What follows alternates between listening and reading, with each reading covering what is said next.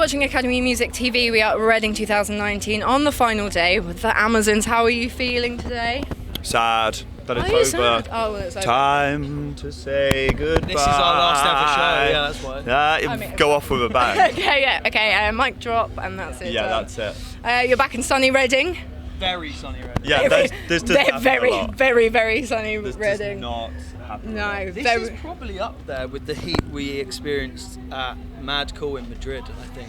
Yes, that was And hot. that was What was the other hottest was South Korea, Republic of Korea, Valley Rock, just outside of Seoul. That was the hottest we've ever been. Joe stripped down naked after the show and found a fan and just stood stood in by front it of it. whilst we all took pictures of him. I mean, to be fair, right now I am Yeah, close sorry. to doing the same thing. Yeah, Yeah, right, it's It's just exactly. like I can't bear it. It's horrible. Yeah. So obviously, I'm guessing this was like a big goal for you when you were starting as a band, coming from like the area and just. Did you come here as Oh yeah, I've been. teenagers and This stuff? is my 12th year in a row. So 2007 I first went, and been every year since in some capacity, whether we're playing or just as like a fan. And yeah, it means a lot because I feel like the Radio 1 stage was always a big one for us. That was something that we've never done, and that's just when we've had the best shows in terms of like watching bands and stuff. Yeah. There's a certain magic to it, like because it's kind of, it's big, but it's covered, so you can get some real lights and production, and there's some real moments. We've seen some real moments on that one. Yeah, So yeah, it's gonna be exciting. yeah, very exciting. And the album's been out a few months now. You've Yeah. done a few small things over summer, like stadium tours and that. You know, Yeah. small. What's the general vibe like in the band right now? Are you still kind of riding the wave of the album, feeling good?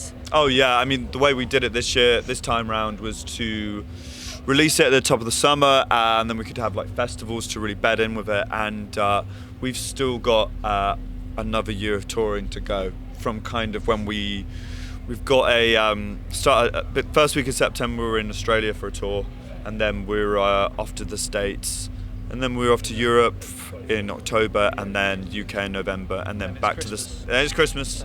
And then we're back to the States next year. So it's kind of we're just warming up. Yeah. Yeah. You're gonna be a bit busy, aren't you? Yes. Yeah.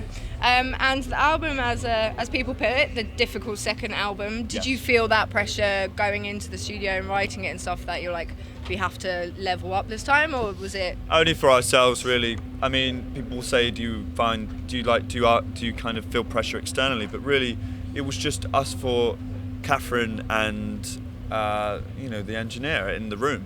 So you kind of like the outside world just doesn't exist, because we were right in the sticks in at Mono Valley in Monmouth in Wales, and that was the studio we're at. And I just felt like we'd learned from the first record, and we weren't entirely happy with it, and there was some great moments on it, but we wanted to make a record, and we wanted to make the most unapologetic rock and roll record that we could come up with, and kind of ignore everything that's going on and just do what we wanted to do. And you got to find your hill to die on. We definitely found that with this record, and so there was a lot of pressure because we put it on ourselves. Like, is this the best? I put so much pressure on Chris because he's an amazing lead guitarist, and I felt so bad the amount of times I'm like, he'd cut a solo for a song. I'd say like, you know what, you can do better than this, bro. Yeah. And like, the guys hate me because I'd be like, can you do a better drum fill and all this kind of stuff? And you'd done 30 takes of like End of Wonder, for example. yeah. And you have to phrase it real nice. Yeah. And because we didn't have a huge amount of time, it was like 2-3 weeks. But it boggles my mind when you see like the Stones did Wild Horses and Brown Sugar in 2 days out in Alabama, Yeah. and their timeless recording. So actually, really, we should probably just done that album in about a week. So I'm expecting your next one a day. Do you know what? I The think Black it would Keys be, did their last album in a week. I think it would be a really interesting experiment. Oh, so we did a session for Amazon Music the Yeah. other day at Metropolis Studios, and we did a cover, and we did like the live takes, spent most of the day doing that, cut some vocals to it, and then we had to like catch a ferry to get to a show, and and we had like half an hour to do like all these overdubs, like percussion, guitars, backing vocals and stuff. and it was so much fun just kind of going like, you know, you've got 2 takes to get it right, and then just like move on to the next thing. Because you've got like, I love that, and I felt like, I don't know, I just felt it was fun. Yeah. And a you good didn't. test. Yeah, it's rock and roll, and it's not supposed to be the 17th take of this guitar solo, because I don't know how that. I think that's something that's kind of crept in, and you see like, you know, if you're doing an album a year, like a lot of, you know, our influences in the, you know, late 60s into the 70s. You know, they were throwing out an album a year, maybe like 2 albums in a year. What was it, like Rubber Soul and Revolver are definitely within like 12, 14 months. Yeah. So you don't really have, and they were just finishing off their kind of touring phase. So it's like, it doesn't have to be a Chinese Democracy 8-month process. If the songs are good, songs will always translate. And this record's got a very kind of old school, vintage, bluesy rock and roll sound to it. Did you like delve back into the archives of rock and roll to get some inspiration, or was it just... Vintage is such a great word. It's like... I quite like it. It's like dusty clothes. Yeah, or like when you go up to your grandma's attic. Yeah, that's really vintage. But there's like you can get a tenner for that. Vintage is in. Did we delve back for that? You know what? It's like, I don't know. We love rock and roll, and we wanted to make an unapologetic rock and roll record. And how can we do that unless you really know where it comes from, have an understanding of something that you love? And I don't know. I just found like through like Spotify, Apple Music, and like streaming services and stuff, and the internet essentially, it was so easy to just kind of look at recorded music right at the beginning and like listen to the acts that were influencing like our favorite acts, like Zeppelin and the Beatles and the Stones and Fleetwood Mac.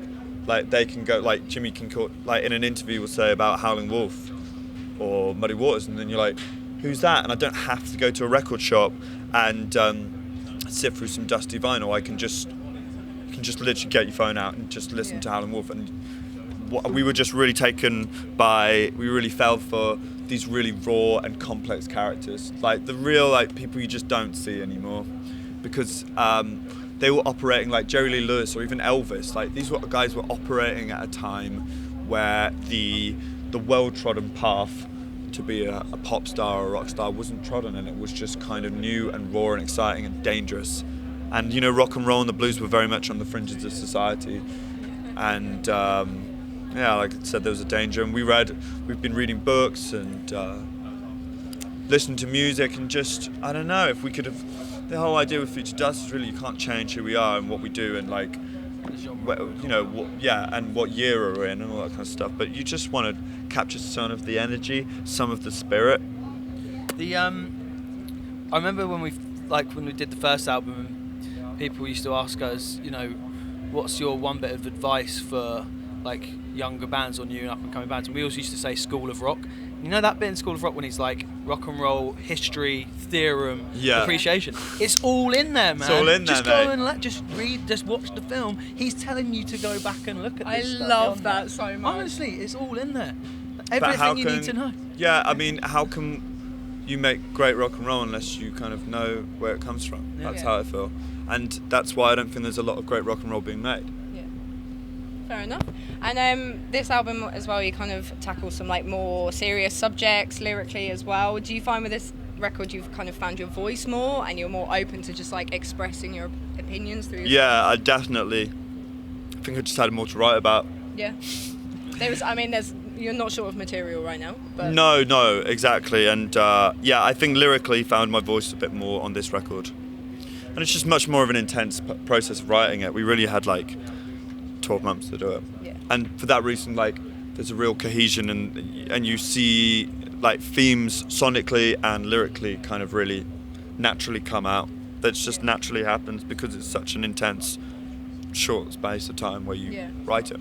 So if that's the case for the next album or whatever, I'd be happy. Cool. And with the stadium shows and the festival shows and everything as well, has that been preparing you for all this touring you've got come up? Have you been thinking much about like what does and doesn't work with the new record live? What will look good, sound good? Have you got a lot of ideas flowing for? Yeah, I think, and it's acts that you wouldn't expect have like influenced us. Obviously, like a Foo Fighters, seeing them 2 times this weekend, amazing, and we take a lot of cues from them. But they do things that, like as Stones or Zeppelin were doing in the 70s, in terms of like the kind of improvisational aspects and that kind of looseness and comfortable confidence. God, that's a terrible phrase there. Cut. And I think, but it was, you know what, like, he was seeing like acts like Rosalia at Mad Cool Festival. It's just different, and it's just, I spent most of the time just writing notes on my phone. Yeah. Because it was different and it was fresh and it was exciting and stuff, the way she like did the production and stuff. And you know what, we're never gonna do any choreography, that's for sure. But I mean, never say never, exactly. I just want to say, I think when bands do like dancing and can't clearly dance on their music videos, it looks really lame. So no, third like, album. no choreographed music videos coming from you anytime soon, no? Unless we have like professional dancers, which I think is amazing. Have you seen that new Normani video for Motivation? It's really good. She was a girl from Fifth Harmony. Okay. Yeah, it's really, really good. She's an incredible dancer. I'll go and check it out. That makes you appreciate dance. Okay. Definitely. I feel like this is you're going to really embody that and bring it to Oh the next yeah. music video. Well, yeah. Well, no. Come to the set today. Yeah. It's gonna be- Okay. All right. High expectations. Yeah. And I know we've obviously got a few months left of 2019, but when you look back on your year, what do you think is going to be your highlight? This.